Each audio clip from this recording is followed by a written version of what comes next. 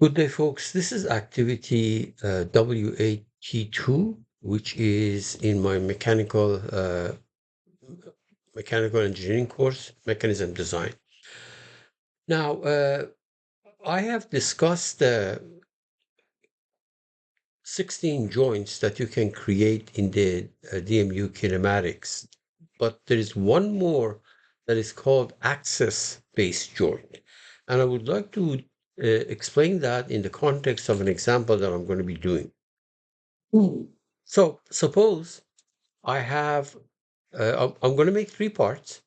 There is this triangular one, which is going to be called ground. And in that triangular ground part, I'm going to make two arbitrary axis systems that you see here. There is one on the top left corner, right there. And then there is one at the bottom left corner. And then I'm going to insert another part, which is, for example, this box. And itself has an axis system, completely arbitrary axis system X, Y, Z. And finally, I'm going to make a cylinder, insert another part called a cylinder, and in that part, I'm going to have completely arbitrary axis system. What I'm going to do then is come and create a prismatic joint after I anchor the ground. I'm going to come and make a prismatic joint between the axis system here of this block and, for example, the axis system of the ground, this one. And then I'm going to make a revolute joint between the axis system of the cylinder and the axis system that you see in the top left corner of the ground. Okay, incidentally, the axis-based system, axis-based joints have been around for a long time, but it used to be that there were only 5 kinds of joints that you could make. But in the current release, which is this is a Catia V5 6 release 2021, which is probably the release 31 of the old Catia V5. Okay, here you can make a few more joints. I think you can make a screw joint and something else. Okay, I'm going to do that in the context of only a prismatic and a revolute joint. Okay, so there are other types of joint that you can make based on these axis systems, and I'm just going to do these two. The other thing is that I made a point of making an object, for example, for ground. I made that triangular piece there so that, you see something. You don't have to have any objects here, just the axis system in the part, okay? In other words, I could have done the same problem without even making this triangular piece in the ground, without even making this cylindrical piece in the part that you're going to see here, and without making this box. All you needed are axes. It's kind of hard to see what I'm talking about, but okay, let's be patient and go ahead and do that. First of all, I'm going to switch to assembly design. All right, and immediately I'm going to save the stuff in a folder that I've already created. So file, save management, save as. Let me see on my desktop. I created a folder right there, and it's going to go in there. Okay, let's make the ground piece. So insert a new part in there, and I'm going to call it ground. Properties, I'll call it ground.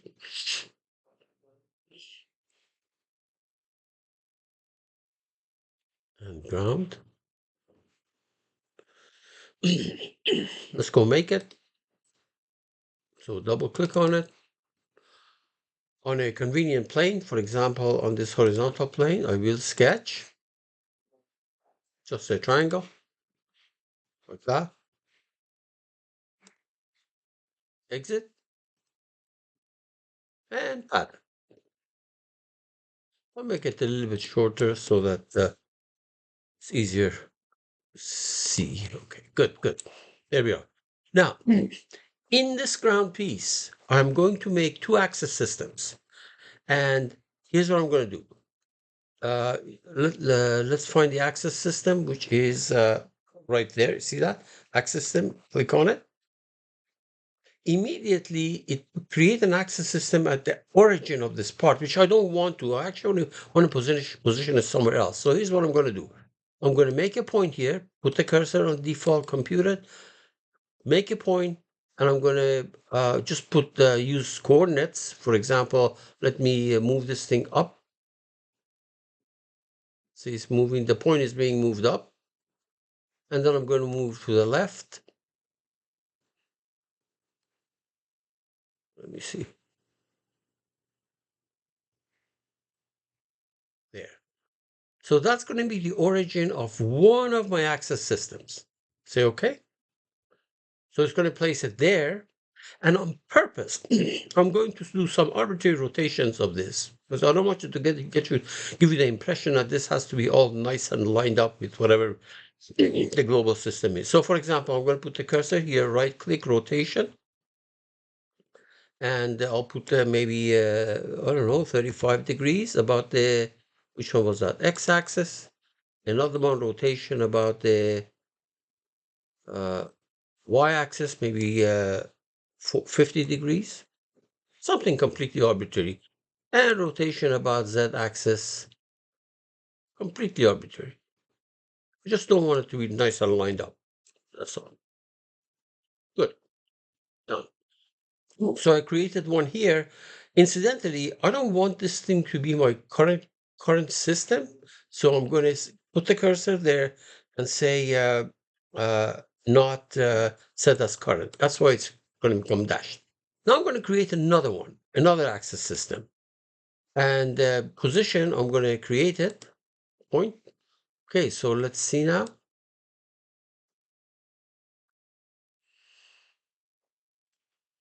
Maybe I put 100 there to see it faster. Okay, there we are. And then I'm going to put the 100 there. There. Okay. Maybe I make this thing 90 or 80. Okay. Yeah. And then, yeah, for Z, okay, that's fine. And I'm going to rotate this thing on purpose. So I'm going to do that. So rotate. Maybe this is about the X. So I'll make it, there we are. And then make it about Y. Rotation. Okay. And about Z.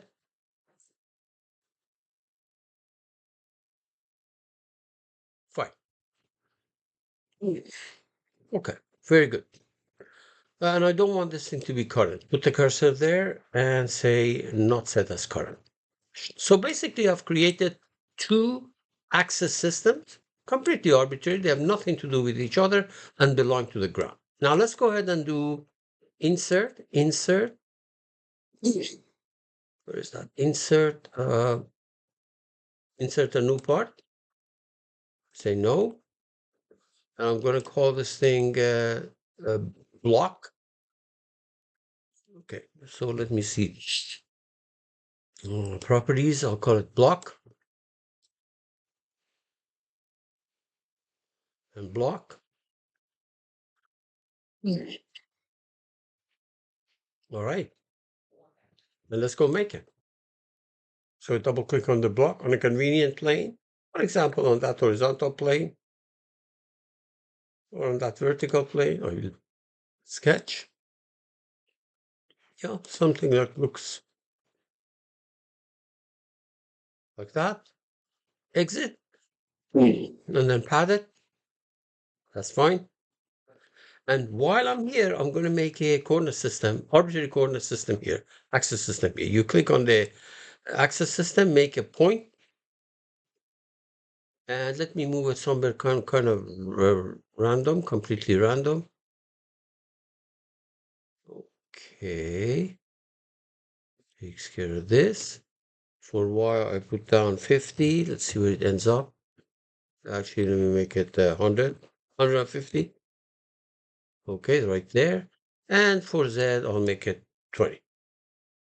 So there's going to be a point there, but I'm going to rotate this. So rotate, completely arbitrary. Rotate,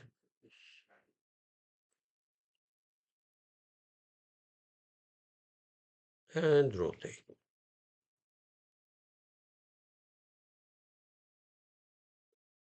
Fine. There. Okay, let's go ahead and insert our next part, which is going to be the cylinder. So insert a new part, call it cylinder.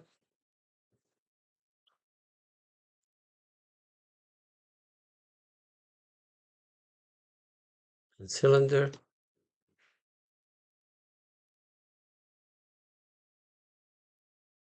Okay, let's go make it. So I'm going to make the cylinder on that, for example, or on that plane, vertical plane. I will draw a circle. I'll draw it far away so that it's easier to spot it, and then pad it. I'm going to make this thing 40. Fine. To make it distinguished from these things. And I'm going to make it an axis system in here. So for example, I can put it anywhere I want. So I think in this drawing, it seems that I've made a point of putting it right at the center. It doesn't have to be. This could have been anywhere. So as a matter of fact, let me go ahead and kind of cheat. Don't put it at the center. Put it anywhere I want. Okay. So I'm going to make another axis system while I'm in this cylindrical part. And let me create a point, right? Create point. Let me put a Z of I don't know, 300. Let's see where that takes me. Up there. Very good. And maybe Y of 50 or 40. Good. Excellent. And if I want, actually, one thing I forgot to do, by the way, I didn't want this thing to be my current system. So let me do the following. Let me go ahead and do the following. Let me delete this. Sorry. Good. I go to this part and make sure this is not current. I don't want these things to be current. I mean, that part, right click, not current. Because if it is current, then these coordinates that you put in are going to be with respect to that fellow, not with respect to the global. And I don't want that. So let me go back to my cylinder. Back to my cylinder. And now axis system. Okay. And for a point, create a point. I think I put a 300. Yeah, good. That's good. Okay, right there. And if I want, I can rotate it too, but I'll just leave it the way it is. It makes no difference. Good. Notice that in this drawing, it seems that it's center of that at that location. It's okay. I decided not to do that. And let me not make this thing current. Set as not current. Very good. So I have uh, three parts. Ground has two coordinates, two axis system associated with it. And there is a block that has this axis system associated with it in it. And there is the cylinder that has this axis system. So I go all the way to the top, save everything. Okay. And let me leave these things on so that I can see that there are axis systems here for my observation. Very good. Okay. Go ahead.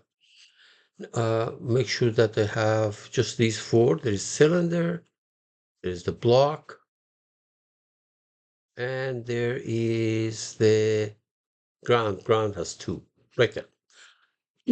Okay. What I'm going to do is go to no constraints. By the way, notice that if this is too crowded and you want to move things apart, you can click on the manipulate, and with these three in the middle, you can move things in different plane. But this one actually is on the screen. Drag along any plane. So for example, look, You see that? There. Let me move it here. See that? There. And say, okay. Now I don't want to see these planes. I might as well hide them. So Control F. Find all the planes. Plane. Find and pick. And then hide. I don't want to see these planes because they serve no purpose, at least for what I have in mind. Hide these things. Take one of them and hide it. Everything is going to go nice and clean. Okay, so now we're going to go to digital markup, DMU kinematics. First of all, let me insert a mechanism. Insert, this is the fastest way of doing it. Insert a new mechanism right there. See, insert a new mechanism. Right there, you can see that. There's nothing in it. Well, let's anchor something first of all. Anchor the ground. So here's the anchor right there. Anchor the ground. The ground is fixed. Notice that it is fixed now. Okay. Now look at your joints. If you go all the way to the right, you see that there is this thing that says axis-based joint. I'm going to click on it, and it gives you a menu of the kind of joints that you can make with this. Okay? I want to make a prismatic joint right there. Prismatic. Notice that changes to prismatic, and you have to select two axes. So I'm going to select, doesn't matter, order doesn't matter. I'm going to select this one. That's from the block. And I'm going to select this one. That's from the ground. Okay. Now I'm going to come back and do a length driven joint here, but not yet. So just say okay. Degree of freedom is 1. Notice that the prismatic joint was created, and notice what something weird happened. What happened is that XZ plane of the ground, which is of course fixed, and XZ plane of the block are coincident. And you see this? The z-axis is lined up with the z-axis, etc. So if we go make this thing length driven, mechanism can be simulated, and let's go ahead and do that manually. So look what happens. This will move along the z direction. So the table that I showed in class tells you that the motion is going to take place in the z direction. Okay? XZ plane and XZ plane are coincident, and z-axis and z-axis are also aligned. Very good. Reset. Say okay. Let's do another one. You click on the axis-based system. I want a revolute. It says go pick your axis. Well, I want the axis system from the cylinder right there. We selected the order, doesn't matter by the way, and the axis system from the ground that was not picked already right there. And let's say okay, see what happens. All right, a revolute has been created, and if you go there and make that thing angle driven, look at what happens. Look at what happens when you click. Notice what happened is that it made two planes, one plane of the ground and one plane of the cylinder coincident, and it's going to revolve about a certain axis. Let's find out what it is. So we go here. You're going to see two scrolling bars. One of them is for the prismatic one that we just created right now. This is the one that we already saw. This one, look at what happens to the cylinder. You see, it's rotating about the z-axis, and the plane XY and plane XY have been made coincident. Remember, I said that I don't even have to make these cylinders or that block or the ground. All I need is axis system. So I hope you understand what this axis system is. It's a quick way of making certain joints, only those 5 or 6 joints, without having to worry about picking stuff from the geometry, etc. And then maybe that's what you want. I mean, it depends on what the plan is. So that table uh, is very useful. And if you go to the Catia V5, 6, or 2021 documentation or help manual, you can actually find that table. It says what happens with these constraints, what is what is made coincidence with what, and what is the axis that's picked. And notice that because the ground was fixed, it did not fool around with the coordinate system of the ground, axis systems of the ground. It will actually move uh, and does thing to the block and the cylinder. Incidentally, every time I made one of these things, constraints have been created. Okay. Anyway, that's pretty much it. Good luck.